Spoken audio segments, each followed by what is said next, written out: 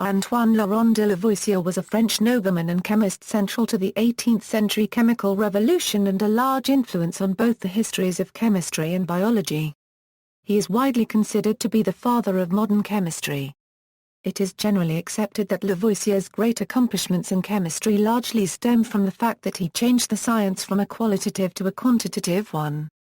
Lavoisier is most noted for his discovery of the role oxygen plays in combustion. He recognized and named oxygen and hydrogen and opposed the phlogiston theory.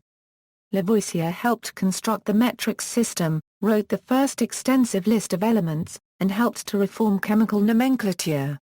He predicted the existence of silicon and was also the first to establish that sulfur was an element rather than a compound. He discovered that, although matter may change its form or shape, its mass always remains the same. Lavoisier was an administrator of the firm copyright rail and a powerful member of a number of other aristocratic councils. All of these political and economic activities enabled him to fund his scientific research. At the height of the French Revolution, he was accused by Jean-Paul Marat of selling adulterated tobacco and of other crimes, and was eventually guillotined a year after Marat's death. Biography, early life and education. Antoine-Laurent Lavoisier was born to a wealthy family in Paris on August 26, 1743. The son of an attorney at the Parliament of Paris, he inherited a large fortune at the age of 5 with the passing of his mother. Lavoisier began his schooling at the Collège des Quatre Nations in Paris in 1754 at the age of 11. In his last 2 years at the college his scientific interests were aroused, and he studied chemistry, botany, astronomy, and mathematics. In the philosophy class he came under the tutelage of Abbe copyright Nicolas Louis de Lacaille, a distinguished mathematician and observational astronomer who imbued the young Lavoisier with an interest in meteorological observation, an enthusiasm which never left him. Lavoisier entered the School of Law, where he received a bachelor's degree in 1763 and a licentiate in 1764. Lavoisier received a law degree and was admitted to the bar, but never practiced as a lawyer. However, he continued his scientific education in his spare time. Early scientific work. Lavoisier's education was filled with the ideals of the French Enlightenment of the time, and he was fascinated by Pierre Macquer's Dictionary of Chemistry. He attended lectures in the natural sciences. Lavoisier's devotion and passion for chemistry were largely influenced by Émile Condillac, a prominent French scholar of the 18th century. His first chemical publication appeared in 1764. From 1763 to 1767, he studied geology under Émile Guettard. In collaboration with Guettard, Lavoisier worked on a geological survey of Alsace-Lorraine in June 1767. In 1764 he read his first paper to the French Academy of Sciences, France's most elite scientific society, on the chemical and physical properties of gypsum, and in 1766 he was awarded a gold medal by the king for an essay on the problems of urban street lighting.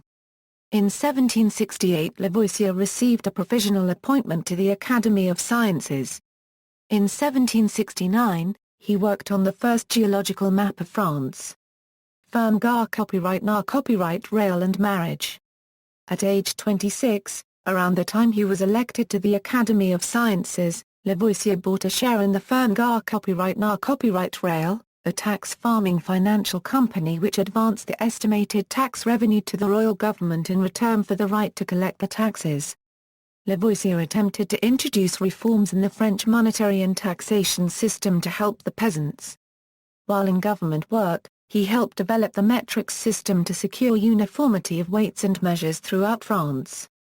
Lavoisier consolidated his social and economic position when, in 1771 at age 28, he married Marie-Anne Pierrette-Paulze, the 13-year-old daughter of a senior member of the firm copyright rail. She was to play an important part in Lavoisier's scientific career. Notably, she translated English documents for him, including Richard Kirwan's essay on phlogiston and Joseph Priestley's research.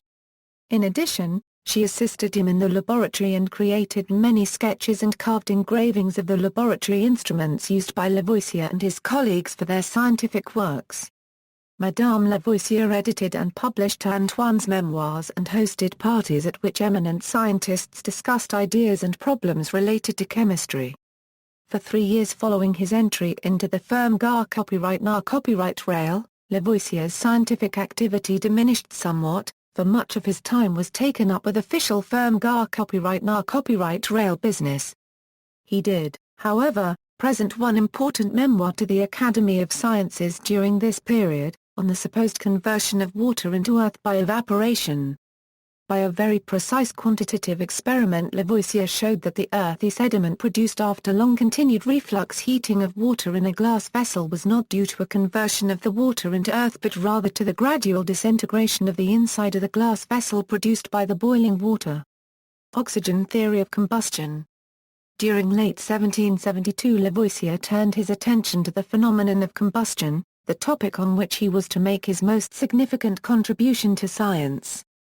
He reported the results of his first experiments on combustion in a note to the Academy on October 20, in which he reported that when phosphorus burned, it combined with a large quantity of air to produce acid spirit of phosphorus, and that the phosphorus increased in weight on burning.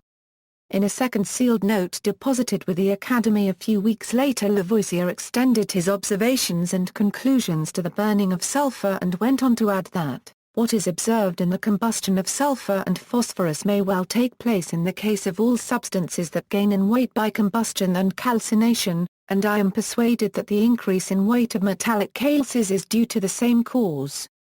Joseph Black's fixed air. During 1773 Lavoisier determined to review thoroughly the literature on air, particularly fixed air, and to repeat many of the experiments of other workers in the field. He published an account of this review in 1774 in a book entitled Opuscules physiques et chimiques. In the course of this review he made his first full study of the work of Joseph Black, the Scottish chemist who had carried out a series of classic quantitative experiments on the mild and caustic alkalis. Black had shown that the difference between a mild alkali, for example, chalk, and the caustic form, for example, quicklime, lay in the fact that the former contained fixed air, not common air fixed in the chalk, but a distinct chemical species, carbon dioxide, which was a constituent of the atmosphere. Lavoisier recognized that Black's fixed air was identical with the air evolved when metal cases were reduced with the charcoal and even suggested that the air which combined with metals on calcination and increased the weight might be Black's fixed air, that is, CO2. Joseph Priestley. In the spring of 1774 Lavoisier carried out experiments on the calcination of tin and lead in sealed vessels which conclusively confirmed that the increase in weight of metals on calcination was due to combination with air. But the question remained about whether it was combination with common atmospheric air or with only a part of atmospheric air. In October the English chemist Joseph Priestley visited Paris, where he met Lavoisier and told him of the air which he had produced by heating the red coal of mercury with a burning glass and which had supported combustion with extreme vigor. Priestley at this time was unsure of the nature of this gas, but he felt that it was an especially pure form of common air. Lavoisier carried out his own researches on this peculiar substance. The result was his famous memoir on the nature of the principle which combines with metals during their calcination and increases their weight, read to the Academy on April 26, 1775. In the original memoir Lavoisier showed that the mercury coal was a true metallic coal and that it could be reduced with charcoal, giving off Black's fixed air in the process. When reduced without charcoal, it gave off an air which supported respiration and combustion in an enhanced way.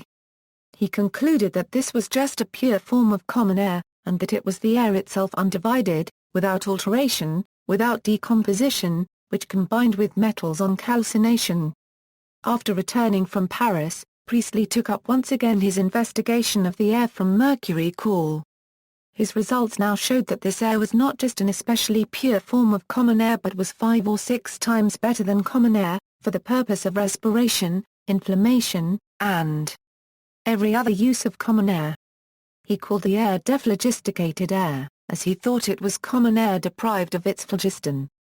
Since it was therefore in a state to absorb a much greater quantity of phlogiston given off by burning bodies and respiring animals, the greatly enhanced combustion of substances and the greater ease of breathing in this air were explained. Easter Memoir. The official version of Lavoisier's Easter Memoir appeared in 1778. In the intervening period, Lavoisier had ample time to repeat some of Priestley's latest experiments and perform some new ones of his own. In addition to studying Priestley's dephlogisticated air, he studied more thoroughly the residual air after metals had been calcined.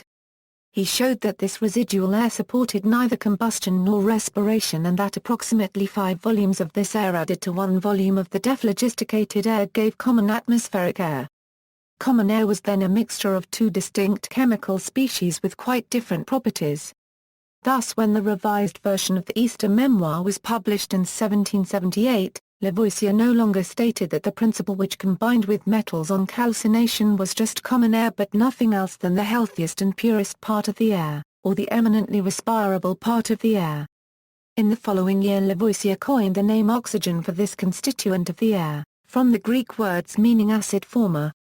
And consider copyright rations gar copyright na copyright rail sur la nature des acids. He was struck by the fact that the combustion products of such known metals as sulfur, phosphorus, charcoal, and nitrogen were acidic. He held that all acids contained oxygen and that oxygen was therefore the acidifying principle. Dismantling phlogiston theory. Lavoisier's chemical research between 1772 and 1778 was largely concerned with developing his own new theory of combustion. In 1783 he read to the Academy his famous paper entitled Réflexions sur la phlogistique, a full-scale attack on the current phlogiston theory of combustion.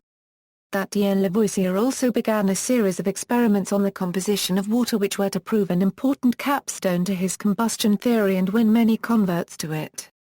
Many investigators had been experimenting with the combination of Henry Cavendish's inflammable air, which Lavoisier termed hydrogen, with dephlogisticated air by electrically sparking mixtures of the gases. All of the researchers noted the production of water, but all interpreted the reaction in varying ways within the framework of the phlogiston theory.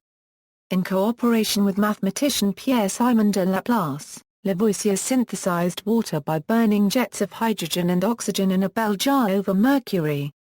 The quantitative results were good enough to support the contention that water was not an element, as had been thought for over 2,000 years, but a compound of 2 gases, hydrogen and oxygen.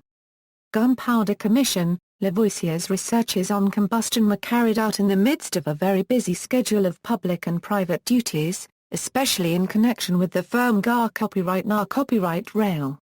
There were also innumerable reports for committees of the Academy of Sciences to investigate specific problems on order of the royal government.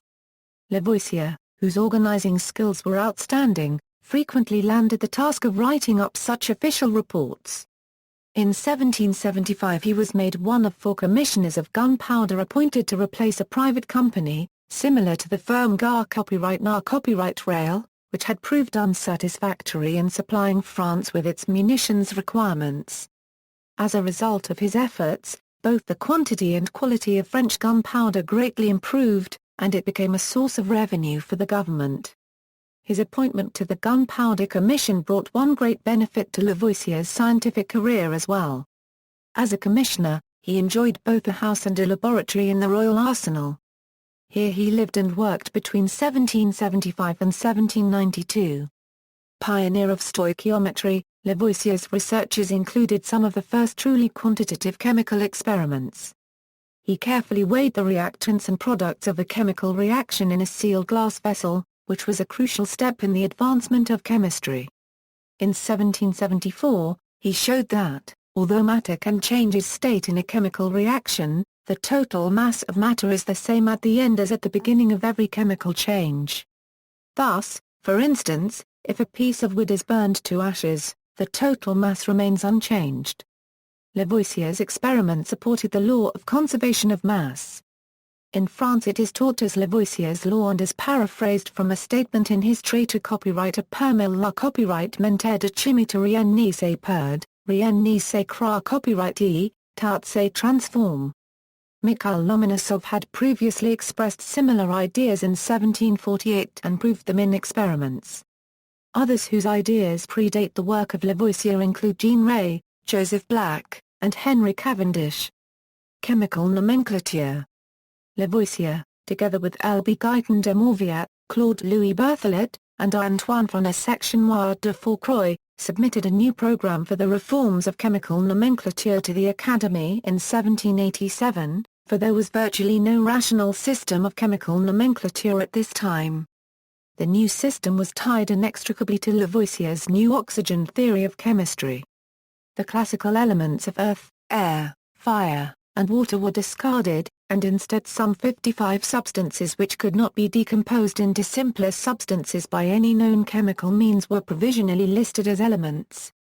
The elements included light, caloric, the principles of oxygen, hydrogen, and azote, carbon, sulfur, phosphorus, the yet unknown radicals of muriatic acid, boracic acid, and fluoric acid, 17 metals, 5 earths, 3 alkalis, and the radicals of 19 organic acids.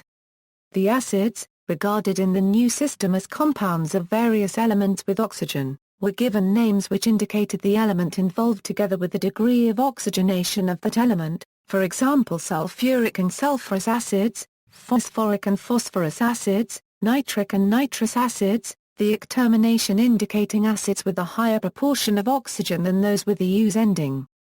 Similarly, salts of the ic acids were given the terminal letters ate, as in copper sulfate, whereas the salts of the use acids terminated with the suffix ite, as in copper sulfate. The total effect of the new nomenclature can be gauged by comparing the new name copper sulfate with the old term vitriol of Venus. Lavoisier described the system of nomenclature in Ma Copyright Code de Nomenclature Chimique. Elementary treatise of chemistry, Lavoisier employed the new nomenclature in his Traité copyright per la copyright de chimie, published in 1789. This work represents the synthesis of Lavoisier's contribution to chemistry and can be considered the first modern textbook on the subject. The core of the work was the oxygen theory, and the work became a most effective vehicle for the transmission of the new doctrines. It presented a unified view of new theories of chemistry, contained a clear statement of the law of conservation of mass, and denied the existence of phlogiston. This text clarified the concept of an element as a substance that could not be broken down by any known method of chemical analysis, and presented Lavoisier's theory of the formation of chemical compounds from elements. It remains a classic in the history of science. While many leading chemists of the time refused to accept Lavoisier's new ideas, demand for Traité copyright la copyright as a textbook in Edinburgh was sufficient to merit translation into English within about a year of its French publication. In any event, the Traité copyright la copyright was sufficiently sound to convince the next generation. Physiological work. The relationship between combustion and respiration had long been recognized from the essential role which air played in both processes. Lavoisier was almost obliged, therefore, to extend his new theory of combustion to include the area of respiration physiology. His first memoirs on this topic were read to the Academy of Sciences in 1777, but his most significant contribution to this field was made in the winter of 1782-1783 in association with Laplace. The result of this work was published in a famous memoir, On Heat. Lavoisier and Laplace designed an ice calorimeter apparatus for measuring the amount of heat given off during combustion or respiration. The outer shell of the calorimeter was packed with snow, which melted to maintain a constant temperature of 0°A degrees Celsius around an inner shell filled with ice. By measuring the quantity of carbon dioxide and heat produced by confining a live guinea pig in this apparatus, and by comparing the amount of heat produced when sufficient carbon was burned in the ice calorimeter to produce the same amount of carbon dioxide as that which the guinea pig exhaled, they concluded that respiration was in fact a slow combustion process. Lavoisier stated, "La respiration is donc une combustion, that is, respiratory gas exchange is a combustion, like that of a candle burning." This continuous slow combustion, which they supposed took place in the lungs, enabled the living animal to maintain its body temperature above that of its surroundings, thus accounting for the puzzling phenomenon of animal heat. Lavoisier continued these respiration experiments in 1789–1790 in cooperation with Armand Seguin. They designed an ambitious set of experiments to study the whole process of body metabolism and respiration using Seguin as a human guinea pig in the experiments. Their work was only partially completed and published because of the disruption of the Revolution. But Lavoisier's pioneering work in this field served to inspire similar research on physiological processes for generations to come. Final days and execution. As the French Revolution gained momentum from 1789 on, Lavoisier's world inexorably collapsed around him. Attacks mounted on the deeply unpopular firm Gare copyright na copyright rail, and it was eventually suppressed in 1791. In 1792 Lavoisier was forced to resign from his post on the Gunpowder Commission and to move from his house and laboratory at the Royal Arsenal. On August 8, 1793, all the learned societies, including the Academy of Sciences, were suppressed. It is difficult to assess Lavoisier's own attitude to the political turmoil. Like so many intellectual liberals, he felt that the ancien rare copyright regime could be reformed from the inside if only reason and moderation prevailed. Characteristically, one of his last major works was a proposal to the National Convention for the Reform of French Education. He tried to remain aloof from the political cockpit, no doubt fearful and uncomprehending of the violence he saw therein. However, on November 24, 1793, the arrest of all the former tax gatherers was ordered. He was branded a traitor by the convention under Maximilien de Robespierre during the Reign of Terror, in 1794.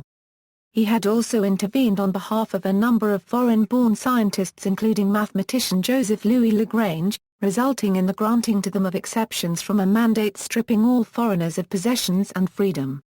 Lavoisier was tried, convicted, and guillotined on May 8, 1794 in Paris, at the age of 50. Along with his 27 co-defendants. According to a story, the appeal to spare his life so that he could continue his experiments was cut short by the judge. La rare copyright publique en par besoin de savants ni de chimistes. Le cause de la justice ni putita suspendu. Lavoisier was convicted with summary justice of having plundered the people and the treasury of France, of having adulterated the nation's tobacco with water, and of having supplied the enemies of France with huge sums of money from the national treasury. Lavoisier's importance to science was expressed by Joseph-Louis Lagrange, who lamented the beheading by saying, Il n'y leur fallu que euro unregistered trademark un moment pour faire tout cet RTE, et cent années copyrights putata ni suffiront pas pour en reproduire insemblable. Post-mortem. A year and a half after his death, Lavoisier was exonerated by the French government. When his private belongings were delivered to his widow, a brief note was included, reading to the widow of Lavoisier, who was falsely convicted. About a century after his death, a statue of Lavoisier was erected in Paris. It was later discovered that the sculptor had not actually copied Lavoisier's head for the statue, but used a spare head of the Marquis de Condorcet, the secretary of the Academy of Sciences during Lavoisier's last years. Lack of money prevented alterations from being made. The statue was melted down during the Second World War and has not since been replaced. However, one of the main liquor copywriters in Paris and a street in the 8th arrondissement are named after Lavoisier, and statues of him are found on the Hôtel de Ville and on the 4-section aid of the Cour Napola copyright on of the Louvre.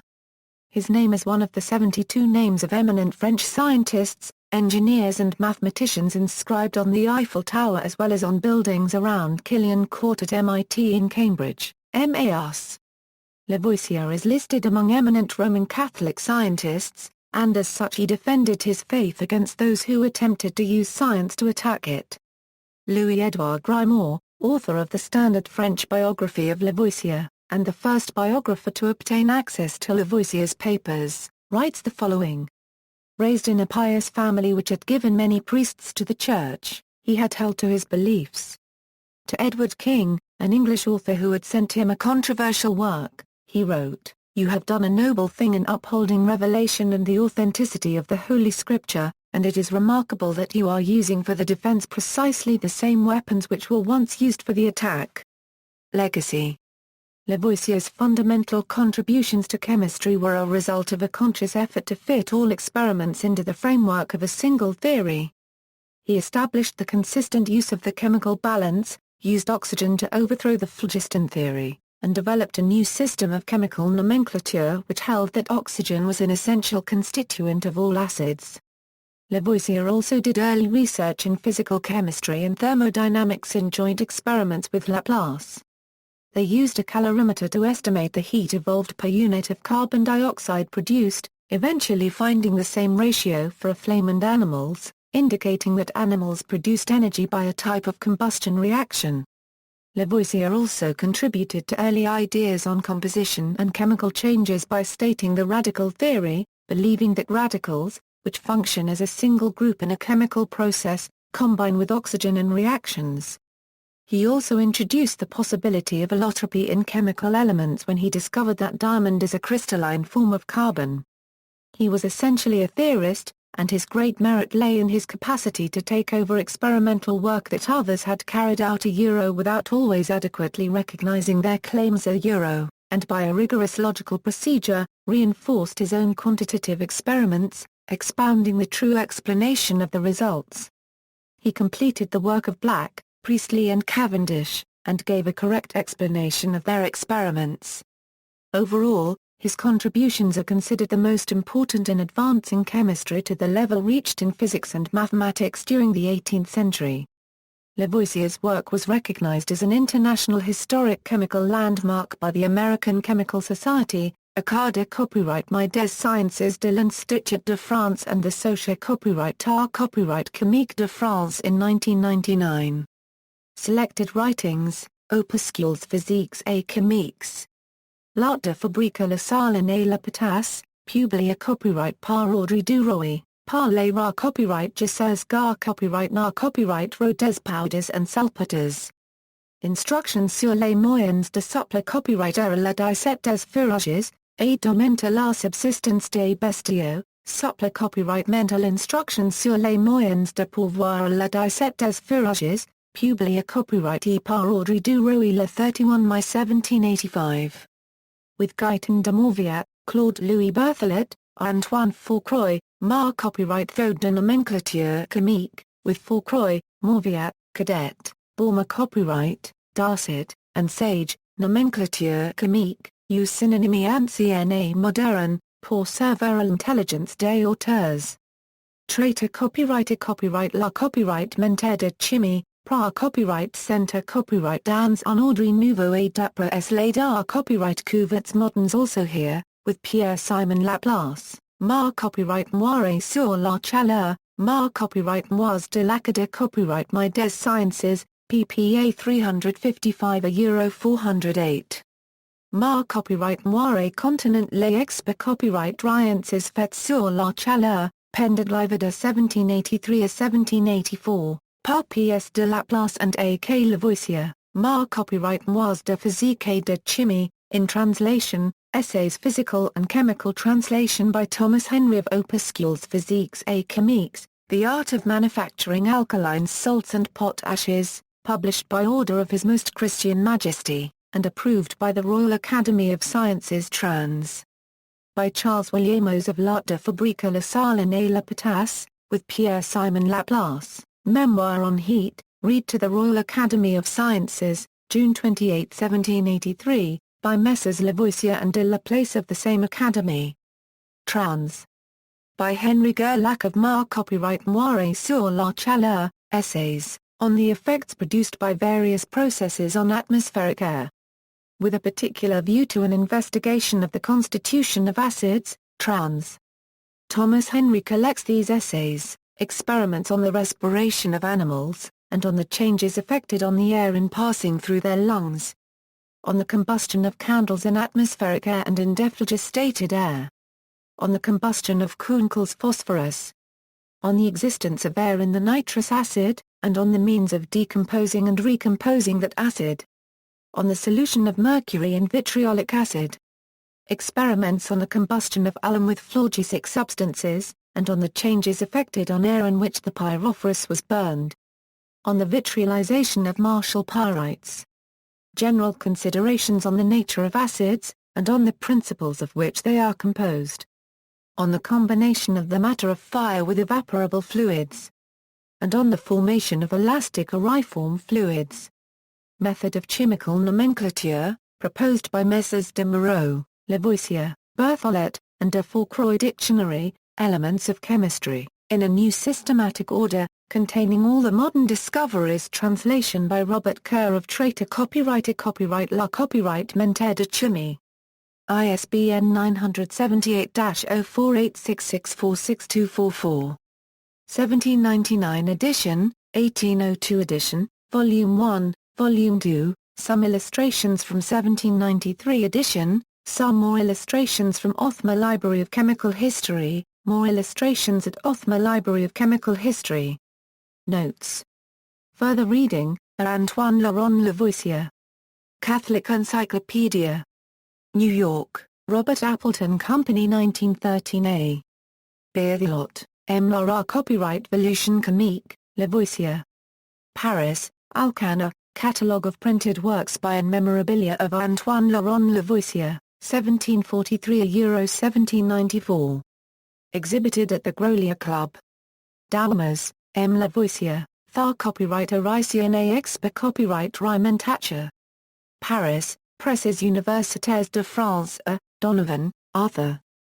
Antoine Lavoisier, Science, Administration, and Revolution. Cambridge, England, Cambridge University Press. Duveen, D.I. and H.S. Klickstein, A Bibliography of the Works of Antoine-Laurent de Lavoisier, 1743 €1794, Gray, Vivian. The Chemist Who Lost His Head, The Story of Antoine Lavoisier. Coward, McCann and Joagan, Incorporated. Gribbin, John. Science, A History 1543 2001. Gardner's Books. ISBN A0-14-029741-3. Gerlach, Henry. Lavoisier The Crucial Year. Ithaca, New York, Cornell University Press. Holmes, Frederick Lawrence. Lavoisier and the Chemistry of Life. Madison, Wisconsin, University of Wisconsin Press. Holmes, Frederick Lawrence. Antoine Lavoisier The Next Crucial Year, or the Sources of His Quantitative Method in Chemistry. Princeton University Press. Jackson, Joe. A World on Fire, A Heretic, an Aristocrat and the Race to Discover Oxygen. Vikinger, Johnson, Horton. A Revolutionary Instruments, Lavoisier's Tools as Objets d'Art. Chemical Heritage 26, 30 AA 35. Kelly, Jack. Gunpowder, Alchemy, Bombards, and Pyrotechnics. Basic Books. ISBN A0-465-03718-6. Mackey, Douglas. Antoine Lavoisier, The Father of Modern Chemistry. Philadelphia, J. P. Lippincott Company. Mackey, Douglas. Antoine Lavoisier, Scientist, Economist, Social Reformer. New York, Henry Schumann. Poirier, John Pierre. Lavoisier. University of Pennsylvania Press.